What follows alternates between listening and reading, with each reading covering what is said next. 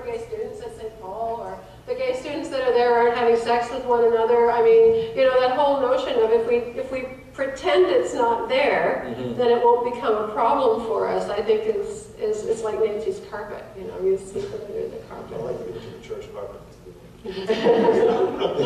Proverbial church carpet. Yeah. Next question is for you, Dr. Shipley. If the new sexual education curriculum is passed and allowed in schools in Ontario, how much of a difference do you think it'll make? Significant, or will things stay pretty much the same? That's a good question. I guess we'd have to wait to find out. I think it would make a difference if we were actually talking about these things in schools, rather than, and I have this image of my grade 8 sex education class where the teacher was so uncomfortable. She had overheads and a pointer, and she just tried to avoid saying the words of any of the body parts, you know? It was this really distasteful experience. And if we have, people are just talking about it factually because these are facts. These are body parts, these are activities. The idea of the guide is to promote healthy sexuality and understanding sexuality. I hope it would have some difference. I think perhaps long term we'd have to wait that out to see how it goes, but I would be optimistic. Yeah. I guess we'll see. Next question. Do any of you explore the intersection of race with gender, religion, and sexuality? How does racism affect the debate around religion and sexuality? Very good question, I find. Who wants to field that one first? Well, while the others are thinking, I'll just say that one of the things we've noticed in our field work is that it's often been the African American churches that have taken the issue of domestic violence very seriously. And in particular, it's been African American women who said, we will do something about this. We will offer support for our sisters. We will challenge our leadership. We will get back to the notion that we need to speak out loudly and clearly, and we are not going to be afraid.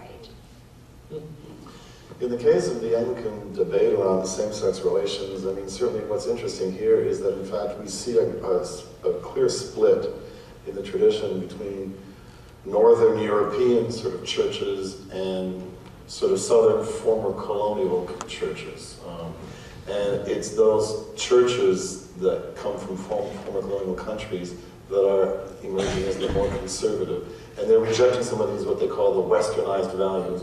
And so there's an issue there of sort of, you know, kind of a post-colonial critique about the legacy of colonialism, which is, I think, unique to the Anglican debate because, you know, the sort of former world power of Britain and so on and so forth. So that's another angle, which I think is still sort of unresolved in many ways.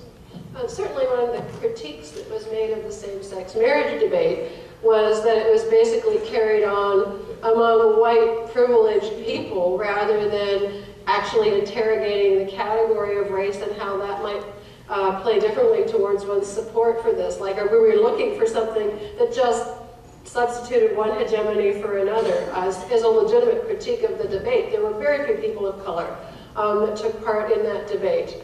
And the question of race was virtually absent from it. Why do you think that was? I think it's complicated why it was. I mean, one of the reasons was, if you look at the groups that in particular were in favor of same-sex marriage, the goal was marriage and to confuse it with other kinds of issues that might make it messier. Was seen, I think, to be problematic. Stay on message. And then the whole question about, you know, the sort of hegemonic whiteness of marriage and, you know, of that sort of, you know, cultural tradition. I think it makes it messier. Right. You know, messier on the pro side, and then on the anti-same-sex marriage side, the race card was played and talked about.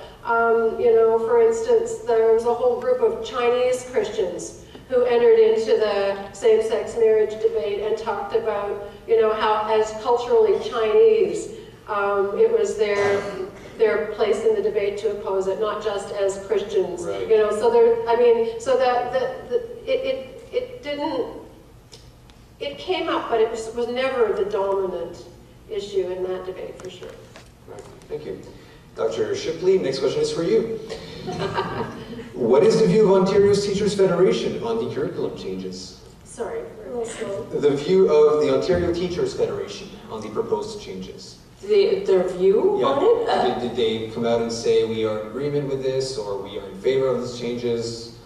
There have been, I mean, so the changes which are not happening. Yeah, the proposed modifications. What had actually happened, and a number of different groups had come out and said they were in favor of it. And so there was the process of actually developing it involved teachers' federations, Catholic and public school boards in Ontario. It involved university faculties of health, sexual health education. And it was actually consulted, there was a great deal of public consultation on them as well. So they sent out questionnaires and received, I think, 3,000 responses as well. And I'm not avoiding the Teachers Federation, I'm just saying there was actually, that all got kind of mixed when in the course of 2 days, the controversy required, or I don't know if it required McGinty to pull away, but he did pull away afterward. There had been a great deal of support and a great deal of voices that had actually been involved in developing this policy. It takes a long time to develop policies like this. So, I mean, it's interesting because after the changes were put on hold, a number of institutions started speaking out against it, who hadn't actually been vocalizing that prior to the cancellation, who hadn't been until it kind of made its way into a controversy. There hadn't really been any voices on that. Because if they had 3,000 answers, surely they could have foreseen, I guess, the backlash.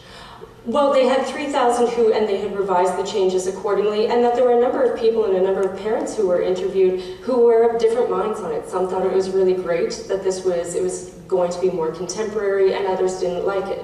That's probably going to be true of a lot of different curriculum changes over time. But what was happening was kind of this different response and different voices that all of a sudden became really prominent in the debate when it made its way into sort of the public imagination. Mm-hmm. Thank you, Dr. Shipley. We've got a few more questions before we end. The next one is for Dr. Bavel. Can you comment on initiatives in churches or other institutions that work to heal and reconcile from the pain homophobia has caused in people's lives or institutions? Okay, you've been asking about the ex-gay movement, that's a whole different thing. About churches and religious institutions helping people sort of come out of the pain of homophobia. I mean, there are within a number of denominations, Catholic, there are groups that help and support. You know, for gay and lesbian Catholics, the same thing in the United Church, which of course has a whole different take on. Even in the Mormon Church. And so there are groups within those churches that stand kind of like within the church, but sort of in opposition to it. But their focus really is on helping people who are gay or lesbian or bisexual or transgender within those traditions to really sort of come to an acceptance of themselves. And so that's another very positive example of how believers themselves can make a real difference. Some of these organizations, Dignity, which is the Roman Catholic one, has been around, I think, since the 70s, if I'm not mistaken. Mormon Church also, I think, since the early 80s. So there are these groups, and they do amazing work. And often, you know, it's uncomfortable to be within those institutions and try to work with people who are excluded officially from those churches. Right.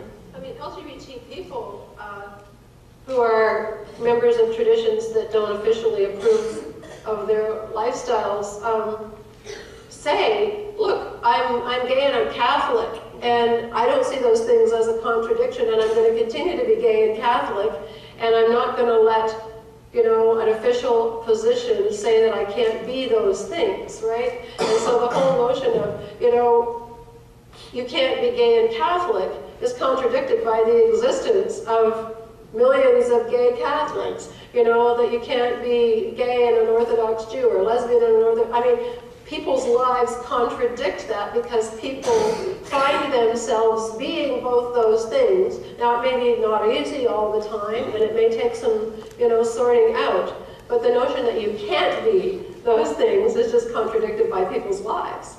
And those groups provide the kind of support needed to basically affirm that in people, and you know, to make them accept that this is not a contradiction. You can live like this, you can be religious, and you can also accept who you are sexually. That's really quite important. What do you think of the differentiation that some churches make between the person, like a homosexual person, for example, and homosexual acts? That's a classic case. To me, that's a false distinction. I mean, you are who you are what you do. I mean, to me, that's an artificial, a very fine, Thomistic theological distinction. I know that's the position of the Catholic Church, for example, and with certain evangelical churches. To me, that's a false distinction. I think it's just a way for the institution to sort of carefully sort of hedge its bets, but I don't think it really washes. And traditions only require certain kinds of people to separate the notion of being from, I don't know, call it practice. I mean, I don't know. I'm practicing being a lesbian. When am I going to get good at it? I mean, it's that kind of, it's that kind of thing. And that's founded on this notion, of identity and how one sort of plays with that in many ways. And so, yes, that's very true.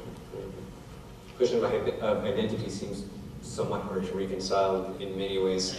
Next question is for you, Dr. Nathan Clark. Is domestic violence in religious households more prevalent than in secular ones? And if so, why? Teach the religious leaders how to deal with it, or instead, there was a period missing here. Is it more prevalent than secular ones, and if so, why? Should we teach the religious leaders how to deal with it instead of how to avoid it? Well, certainly we should teach religious leaders how to deal with it. In one of our projects involving over 500 religious leaders, we found that 93% said they were not equipped to respond to domestic violence, and yet the overwhelming majority did so on a regular basis. So there's no question that there's a need for training. There's no question that people go to their faith communities after violence happens. The question about prevalence is that the data that's available suggests that the prevalence rates are very, very similar between secular communities and various communities of faith. You can't, look at one particular faith community and find any evidence that it's much greater in its prevalence or its severity. What does differ, though, is the level of support services that are offered for those who come for help. And I think this is often very difficult for members of faith communities to understand of other groups. Often groups think that the number or proportion of people in their own group who are violent is much lower, and think that the proportion of those who are violent in another group is much higher, but that is not the case. The rates are very, very similar across groups. And I would just use this as a moment to say it is so very important for groups to take this seriously. And if you're here tonight and you're part of one of those groups, it would be a good thing to ask your religious leader if they've had any training. Final question here. It's an either-or question, and we've talked about this a bit, so I just want you to choose one. And the question is the following, and I'll read it in French because it's in French and I'll tell it in English. Dans la société canadienne, qu'est-ce qui est plus tabou? Parler de sa religion ou parler de sa sexualité? So which one is the most taboo? Sex or sexuality? Taboo. Oh. Sexuality or religion? Choose one. Do I have to choose? Religion. You have to choose one. Religion. Religion. Religion? I want to be different just to be different, but I think religion is probably the answer. In my church, there's no problem talking about religion. There you go. All right. That was a good answer. And final answer for tonight. Well, thank you very much all for your questions. This has been a very interesting and educational evening. Je vais profiter de l'occasion, bien sûr, pour remercier des gens qui ont travaillé d'arrache-pied pour que cette soirée soit un succès. Évidemment, je vais commencer en remerciant nos panélistes. I would like to thank our guests, first and foremost. Dr. Pamela Dickey-Young, Dr. Donna Boisvert, Dr. Heather Shipley, Dr. Nancy Nason-Clark. Thank you all for sharing your interesting findings with us and for answering our questions. I think they deserve a big round of applause.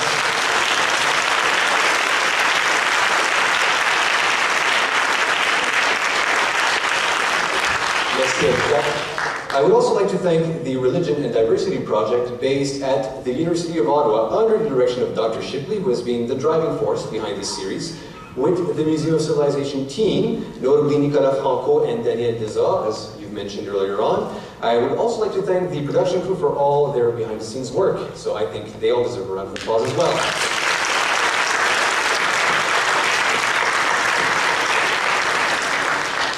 Please join us again for our final panel discussion entitled Religion and Immigration on April 5th. In the meantime, you can visit the museum's website for more details. Mesdames, Messieurs, je vous invite à vous joindre à nous pour le prochain débat public intitulé La religion et l'immigration qui se tiendra ici, même heure, le 5 avril.